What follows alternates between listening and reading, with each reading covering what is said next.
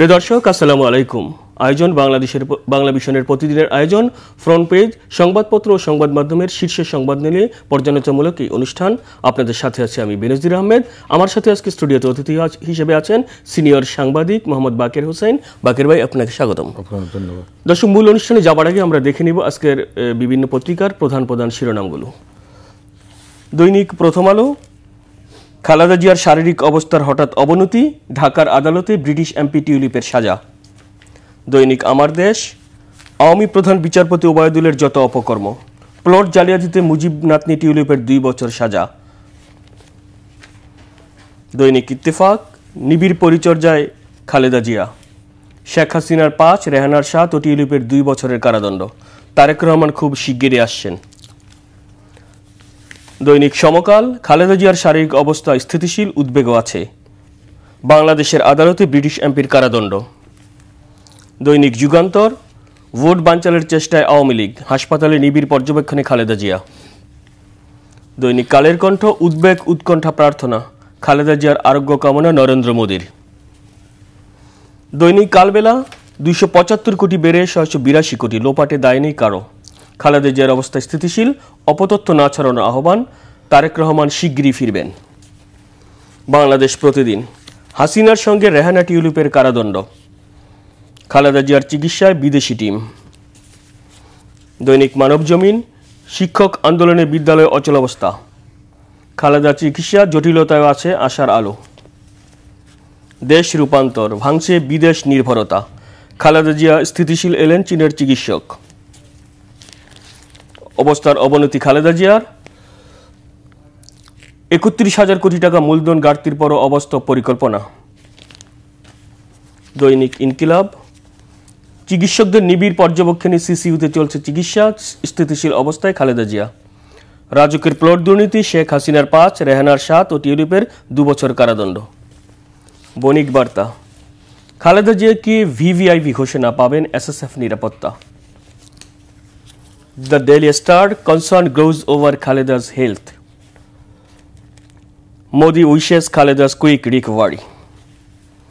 The New Age, Purvachal plot scam, Hasina, Rehana, Tulip jailed. Khaleda Jia's condition remains critical. যে বাকি আমরা শিরোনামগুলো দেখছিলেন বা শুনছিলেন, প্রত্যেকটা পত্রিকারই কিন্তু একটা কমন শিরোনাম আমরা দেখেছি। বিএনপি চেয়ারপারসন বেগম খালেদা জিয়া গত রবিবার থেকেই এভার কেয়ার হাসপাতালে চিকিৎসা নিচ্ছেন, অবস্থা স্থিতিশীল অবস্থা আছে। বাংলাদেশ, যুক্তরাজ্য, যুক্তরাষ্ট্র মেডিকেল টিমের সাথে সবশেষ চীনের একটি বিশেষজ্ঞ তত্ত্বাবধান চিকিৎসা চলছে। বিএনপি নেতারাও তার সাথে যাচ্ছেন, দোয়া কামনা করেছেন। তবে খালেদা জিয়ার এই যে অবস্থা দীর্ঘদিন ধরে, এর পেছনে বিএনপি নেতা কেউ কেউ বলছে যে বিগত আওয়ামী সরকারের যে নির্যাতনের কারণেই এই সাবেক 3 বারের প্রধানমন্ত্রীর এই অবস্থা। কিভাবে দেখছেন? ধন্যবাদ। বেগম খালেদা জিয়া বাংলাদেশের রাজনীতিতে শুধু বিএনপি চেয়ারপারসন তো না, তিনি 3 বারের প্রধানমন্ত্রী। বাংলাদেশের ইতিহাসের সাথে বিএনপি এবং খালেদা জিয়া ওতপ্রোতভাবে জড়িত, ইতিহাসের একটা অবিচ্ছেদ্য অংশ। কিছুদিন যাবৎ খালেদা জিয়ার শরীর ভালো যাচ্ছিল না, এটার কারণটা একদিনে তো আর এটা হয়নি। এই বয়সে তার বয়স তো আর কম হয়নি। এই অবস্থায় 80 দশক, 80 বছরের একজন মহিলা, গত 15টি বছর ওনার উপর যে দখলটা, শারীরিক দখল গেছে, এটা খুবই অমানবিক। এই কারণে বার্ধক্যের সাথে সাথে তাদের শারীরিক অবস্থার অবনতি, এবং কয়েকদিন আগে গত রোববার থেকে শারীরিক অবস্থার ভয়াবহভাবে অবনতি। আমরা মহান জাতির সাথে সারা জাতি, সারা দেশের মানুষ আজকে ওনার জন্য উদ্বিগ্ন। সবাই দোয়া করছে, আমরাও দোয়া করছি। তো এই অবস্থা হচ্ছে, বাইরের টিমের সাথে চায়না টিম অংশগ্রহণ করছে, আজকে চিকিৎসা চলবে। চিকিৎসা হয়তো দেশের সর্বোচ্চ চিকিৎসা চলছে। আমরা আল্লাহর কাছে দোয়া করে তিনি আমাদের কাছে সুস্থ সবল হয়ে আমাদের মাঝে ফিরে আসুন। আমরা সারা জাতির সাথে আমরা এটা দোয়া করি। তাহলে আরেকটা যে বিষয় করলাম আপনাকে, যে এই অসুস্থতার পেছনে আপনার যে দীর্ঘদিনের যে অনেক আওয়ামী লীগের যে অত্যাচার, এই বিষয়গুলো কি? এই বিষয়গুলো এটা বাংলাদেশের, আমাদের দেশের রাজনীতিতে আমাদের জন্য খুব দুর্ভাগ্যের ব্যাপার। বাংলাদেশের রাজনীতিতে অসুস্থ রাজনীতির একটা অংশ। মানুষ সারা পৃথিবীর সভ্য দেশগুলো যারা দেশে সরকারি দল থাকবে, বিরোধী দল থাকবে, দলের মধ্যে রাজনীতির প্রতিযোগিতা থাকবে, কিন্তু এর পরেও যে আমরা মানুষ এবং আমাদের দেশের রাজনীতিবিদদেরকে সর্বোচ্চ সম্মানিত মানুষ, দেশের জাতির শিক্ষক তো তারাই। এই ধরনের মানুষের মধ্যে এই লেভেলে যখন অমানবিক আচরণ হয়, একটা সরকার যখন আর একটা দলের তিনবারের প্রধানমন্ত্রীর উপর শারীরিকভাবে এইসব অত্যাচার চালায়, অমানবিক আচরণ করে, সেটা দুঃখজনক। এই জিনিসগুলোর আমি মনে করি অবসান হওয়া উচিত। আমাদের রাজনীতিবিদদের মধ্যে, রাজনৈতিক দলের মধ্যে ক্ষমতায় যাওয়ার, নিজের কর্মসূচি বাস্তবায়নের, নিজস্ব লক্ষ্য উদ্দেশ্য অর্জনের ক্ষেত্রে প্রতিযোগিতা থাকবে, কিন্তু এটা যাতে অমানবিক বা না হয়, এই জিনিসগুলোর অবসান হওয়া উচিত আমি মনে করি। বিএনপি চেয়ারপারসনকে আপনার গতকাল রাতে আপনি দেখেছেন অতি গুরুত্বপূর্ণ ব্যক্তি ভিভিআইপি হিসেবে ঘোষণা করে তার নিরাপত্তা জোরদার করা হয়েছে, এবং এসএসএফ এর এর মধ্যে আমরা দেখেছি হাসপাতালে নিরাপত্তা জোরদার করা হয়েছে। এবং এতদিন পরেও অবশেষে কেন এটাকে আগেই দেওয়া যেত না? এটা অনেক আগে দেওয়া উচিত, এবং আমাদের নিয়মেই তো আছে, যারা যারা সাবেক, তারা প্রটোকল পায়, তারা নিরাপত্তা পায়, কিন্তু রাজনৈতিক বিদ্বেষবশত আমি মনে করি এগুলো হয়নি। এগুলো এখন হয়েছে অনেক দেরিতে হয়ে এটা অনেক আগে হওয়া দরকার ছিল, অনেক দেরিতে হয়েছে। এবং যে যাই হোক, একেবারে নাই মামা চেতে খানা বলে এখনকার অবস্থা, হয়তো বা একটা সুস্থির অবস্থার মধ্যে হয়তো নিরপেক্ষভাবে, অত আবেগ অনুরাগের ঊর্ধ্বে উঠে হয়তো এই সরকার এই কাজটা করেছেন, এই জন্য ধন্যবাদ। কিন্তু এটা অনেক আগে ওনার এই পাওয়ার দরকার ছিল। আজকে ওনাকে ভিআইপি, উনি তো বরাবরই ভিভিআই পার্সন, কিন্তু আজকে এটা আনুষ্ঠানিকভাবে এবং সরকারিভাবে প্রজ্ঞাপন জারি করে এটা করা হয়েছে, এই জন্য ধন্যবাদ। কিন্তু এটা উনি অনেক আগেই প্রাপ্য ছিল। বিএনপি চেয়ারপারসন খালেদা জিয়ার সুস্থতা কামনা দেখেছি গতকাল নরেন্দ্র মোদী, ভারতের প্রধানমন্ত্রী, উনি একটা টুইট করেছেন, আরোগ্য কামনা করেছেন এবং বলছেন সব ধরনের সহায়তার আশ্বাস দিয়েছেন। হ্যাঁ, ভারতের প্রধানমন্ত্রী নরেন্দ্র মোদীকে ধন্যবাদ। আমি মনে করি নরেন্দ্র মোদীর এই স্টেটমেন্ট, এই বিবৃতি, এই বক্তব্য, এইটা খুবই গুরুত্বপূর্ণ এই কারণে সেটা ভারতের বিএনপি বা বেগম খালেদা জিয়ার প্রতি বা বিএনপির রাজনীতির প্রতি নরেন্দ্র মোদীর ভারতীয় ক্ষমতাসীন বিজেপির একটা দৃষ্টিভঙ্গির পরিবর্তন এর মধ্যে বোঝা যাচ্ছে। যে এতদিন এটা তো যায়নি, এর আগের যে তাদের চিন্তাভাবনা, বক্তব্য, বিবৃতি আগের সাথে এটা অনেকখানি পরিবর্তন বলে মনে হচ্ছে, এবং আমি মনে করি এটা একটা পজিটিভ চিন্তাভাবনা নরেন্দ্র মোদীর। এই জিনিসগুলো আগামীতে বাংলাদেশের রাজনীতি, বিজেপির সাথে বিএনপির সম্পর্কের একটা সূচক বলে আমি, নতুন পরিবর্তনের সূচক বলে আমি মনে করি এটা।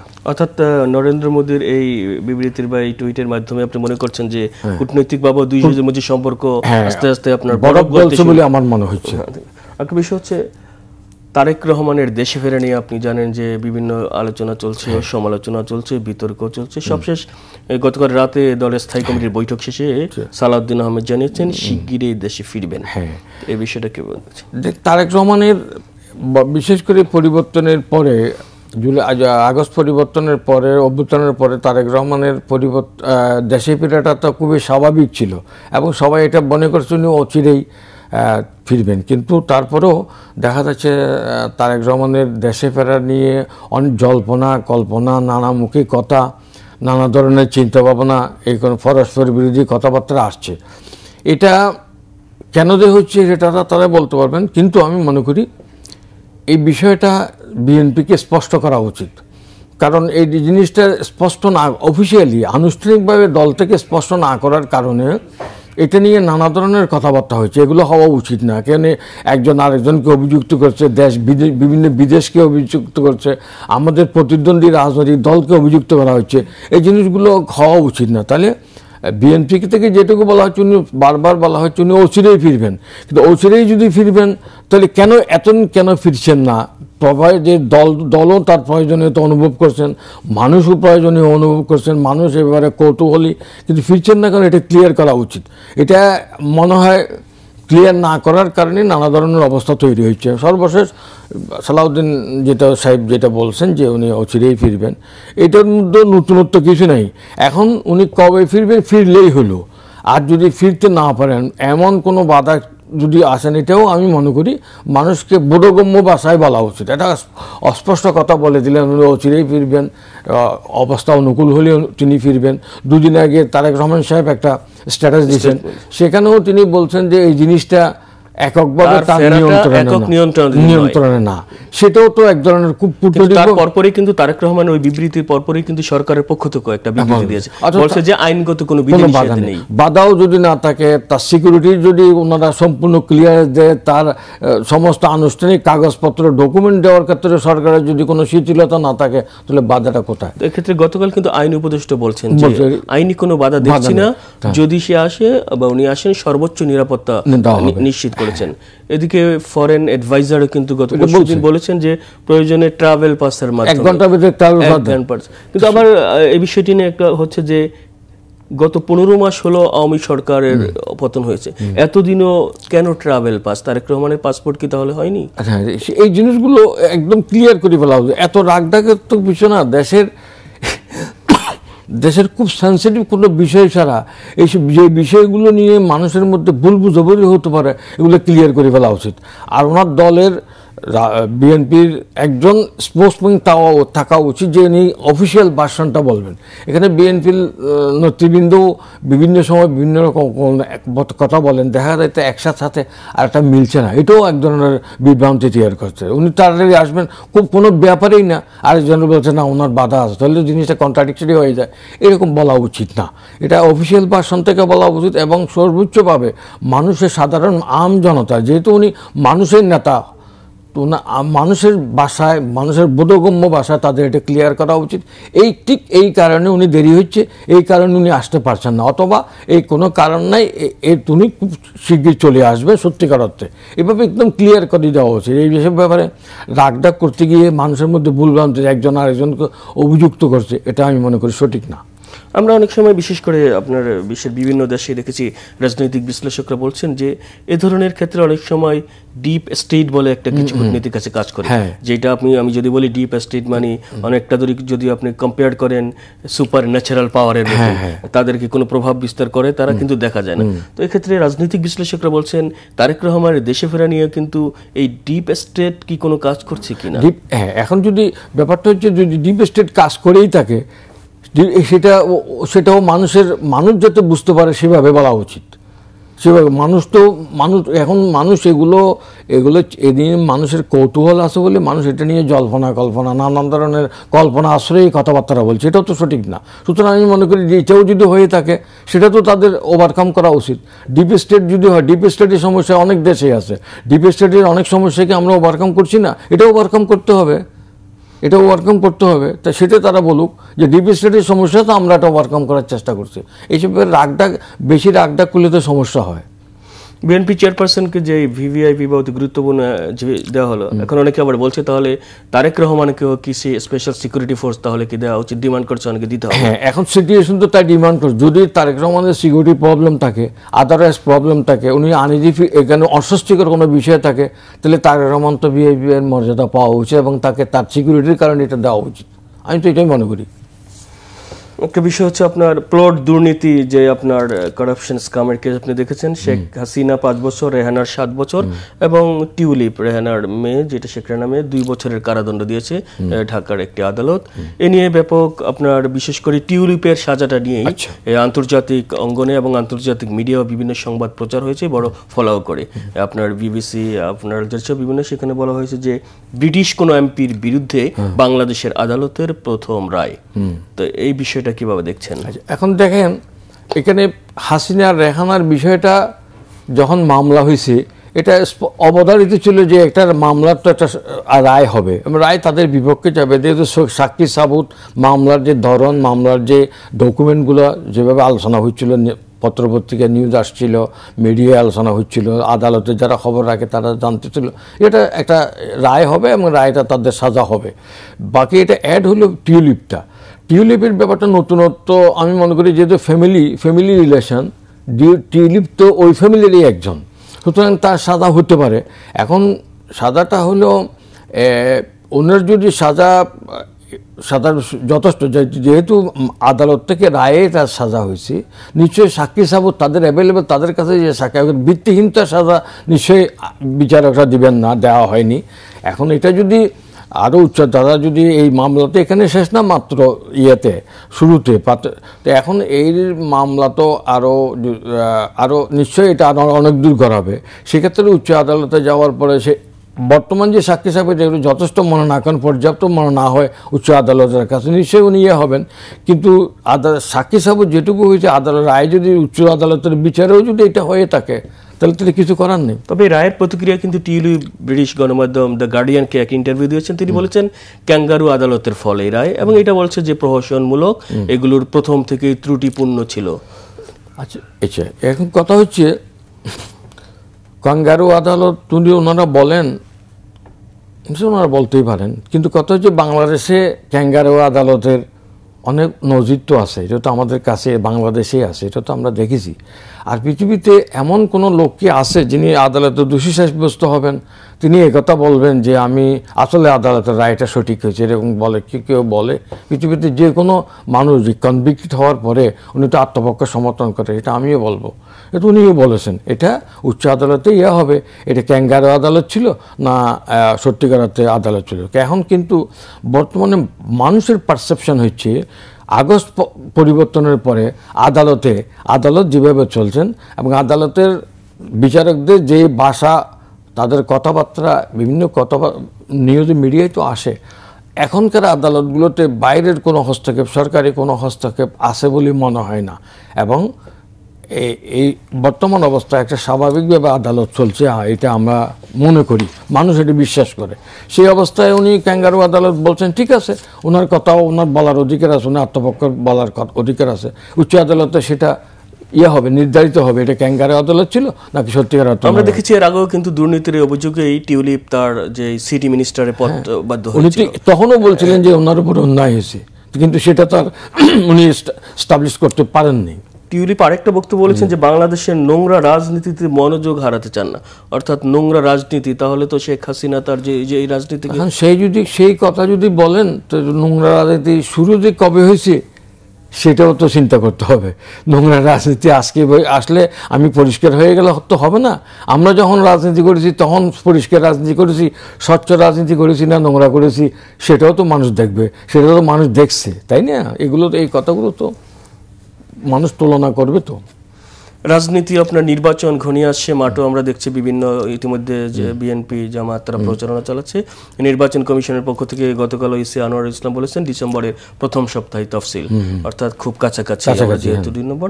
এক্ষেত্রে এনসিপির পক্ষ থেকে আপনার নাহিদ ইসলাম গতকাল বলেছেন নির্বাচনের আগে পরিস্থিতি গোলাটে করার চেষ্টা করছে কেউ। জামায়াতের আমির বলেছেন একটি দল ক্ষমতার দাপট দেখাতে চাচ্ছে, প্রশাসনিক কু করার। এই যে রাজনীতিতে যে আপনার বিভিন্ন বক্তব্য এবং নির্বাচন ইস্যুকে কেন্দ্র করে যে এখনো বলছে যে নির্বাচনের পরিস্থিতি, এটা কিভাবে দেখছেন? নির্বাচন আসলে বিভিন্ন দল ক্ষমতার যাওয়ার জন্য প্রতিযোগিতা করবে, এটাই স্বাভাবিক। তো আমি মনে করি আগস্ট পরবর্তী যে রাজনৈতিক সংস্কারের কথা বলা হচ্ছে, কথা আসছে, কমিশন হচ্ছে, সংস্কারের একটা আবহ তৈরি হয়েছে। তার আগে আমি মনে করি আমাদের সম্মানিত রাজনৈতিক নেতৃবৃন্দের সংস্কার হওয়া উচিত। কারণ হচ্ছে তারা জাতির সবচেয়ে বিবেকবান, বুদ্ধিমান, জাতির শিক্ষক, জাতির অভিভাবক। তাদের কথাবার্তা রাজনীতির প্রতিযোগিতা, ক্ষমতার প্রতিযোগিতার সাথেও এগুলো করেও আমি মনে করি পরিমিতিবোধ, সংযমী কথাবার্তা বলা উচিত। এইভাবে একেবারেই পরস্পর বিরোধী এইভাবে কথাবার্তা হলে তাদের কারণে মানুষ উত্তেজিত হয়ে যায়। সব কিছু ঠিক রাখতে হবে, জাতির স্থিতিশীলতা, মানুষের জীবনের স্বাভাবিকতা, এগুলো রাখতে হলে আমি মনে করি মনে করি তাদের কথাবার্তার ক্ষেত্রে আরও সংযত হওয়া উচিত। অনেক কিছু হতে পারে, নির্বাচন আসলে অনেক ধরনের পরিস্থিতি তৈরি হবে। সব কথা জানি বলে সব কথা কি বলা উচিত? কথা তো সংযমী হয়েই বলা উচিত। তাছাড়া রাজনীতির মাঠটাই উত্তপ্ত, সেখানে যদি আমাদের নেতৃবৃন্দ নিজেরাই উত্তপ্ত হয়ে যান তাহলে পরিস্থিতি তো সামাল দেওয়া কারো পক্ষে সহজ হবে না। এই জন্য নির্বাচন আসতেছে, উত্তেজনা বাড়বে, আমাদের দেশের মতো রাজনীতির, আমাদের দেশের রাজনীতি তো এখনও সেভাবে প্রাতিষ্ঠানিক হয় নাই। এই হওয়ার কারণে রাজনীতি সমাজ এমনি উত্তপ্ত। সেই অবস্থায় তাদের রাজনীতির মাঠে, নির্বাচনী মাঠে প্রচারণা, প্রতিযোগিতা, এগুলো সবগুলো ঠিক আছে, কোনো সমস্যা নাই। কিন্তু আমি মনে করি এটা এমন পর্যায়ে নিয়ে যাওয়া উচিত না, কথাগুলো এমনভাবে বলা উচিত না যাতে মানুষের মধ্যে দ্বন্দ্ব, সংঘাত, সামাজিক অস্থিরতা তৈরি হয়। এটা সব ঠিক আছে। বাংলাদেশের 69% মানুষ প্রধান উপদেষ্টার কাজে সন্তুষ্ট এবং 70% মানুষ অন্তর্বর্তী সরকারের সন্তুষ্ট। এটা হচ্ছে যুক্তরাষ্ট্রভিত্তিক একটা বেসরকারি সংস্থা ইন্টারন্যাশনাল রিপাবলিক ইনস্টিটিউট একটা প্রতিবেদন দিয়েছে, এবং তারা আরো বলেছে দেশের 80% মানুষ মনে করছে এবারে নির্বাচন সুষ্ঠু ও নিরপেক্ষ হবে। কি ভাবছেন এই প্রতিবেদন? আমরাও আশা করি এই সময়ে যদি আমরা সুষ্ঠু নির্বাচন আশা না করি তো কোন সময় করবে? এমন প্রেক্ষাপট, বর্তমান প্রেক্ষাপটটা ওই রকমই। সুতরাং সবাই আশা করে, আমরাও আশা করি। আমি মনে করি বাংলাদেশের মানুষ আশাহত হবে না, একটা ভালো নির্বাচন হবে। তবে এক্ষেত্রে আমার মনে হয়, আমি অত্যন্ত বিনয়ের সাথে বলি, আমাদের নির্বাচন কমিশনে যারা আছেন তারা একটা কাজ করে দেখান, করার ফলে এটা মানুষ বলবে কীরকম নির্বাচন হয়েছে। অতীতে জাস্টিস শাহাবুদ্দিন সাহেবের আমলে যখন বিচারপতি রউফ সাহেব ছিলেন, উনি তো বেশি কথা বলার দায়িত্ব, উদাহরণ নির্বাচনটা আন্তর্জাতিকভাবে অত্যন্ত সুনামের সাথে নির্বাচনটা ভালো নির্বাচন হয়েছে বলে আন্তর্জাতিকভাবে এটা স্বীকৃতি পেয়েছে। সুতরাং বেশি কথা বলার দরকার নেই, আমি কি কাজ করছি আমি করে দেখাতে পারলেই হলো। কিন্তু আগে এত বেশি বলা উচিত না, আমি এমন হবে, বিভিন্ন বিশেষণ দরকার তো নাই। নির্বাচনটা যখন হয়ে যাবে, হয়ে যাওয়ার পরেই দেশে বিদেশে বুঝবে কেমন নির্বাচন হয়ে গেছে। ওনাদের উচিত কাজে মনোযোগ দেওয়া। এখন কি নির্বাচন হবে বিশেষণটা ওনাদের লাগানো উচিত না। সেই জন্য নির্বাচন আমরাও আশা করি, সবাই আশা করে এবং সবাই তাকিয়ে আছে একটা ভালো নির্বাচন। তবে নির্বাচনের আগে আমরা দেখেছি বিভিন্ন জায়গায় কিন্তু আইনশৃঙ্খলা পরিস্থিতির অবনতি হয়েছে। আপনি দেখছেন গত পরশুদিনে খুলনায় আদালত চত্বরে সাক্ষী দিয়ে হাজিরা দিয়ে ফেরার পথে গুলিতে 2 জন। তো এই যে এই ঘটনাগুলো নির্বাচনের সময়, এগুলো কি আইনশৃঙ্খলা পরিস্থিতি পারবে? এদিকেই বেশি সবচেয়ে সর্বোচ্চ মনোযোগ দেওয়া উচিত, আইনশৃঙ্খলা যাতে অবনতি না হয়, এখানে মাসলম্যানশিপ যাতে দৌরাত্ম তৈরি না হয়। নির্বাচনের আগে যে ধরনেরগুলো ইমিডিয়েট কতগুলো ঝামেলা তৈরি হয়, এই ঝামেলাগুলোতে কীভাবে চেক দেওয়া যাবে, তাদের এই কাজেই সর্বোচ্চ গুরুত্ব দেওয়া উচিত আমি মনে করি। জি বাকর ভাই, আপনাকে ধন্যবাদ। অনুষ্ঠানে আমরা একেবারে শেষ প্রান্তে। প্রিয় দর্শক, ফ্রন্ট পেজের আজ এ পর্যন্তই। আগামীকাল দেখা হবে ঠিক একই সময়। আমাদের সাথে থাকুন, ভালো থাকুন, সুস্থ থাকুন। শুভ সকাল।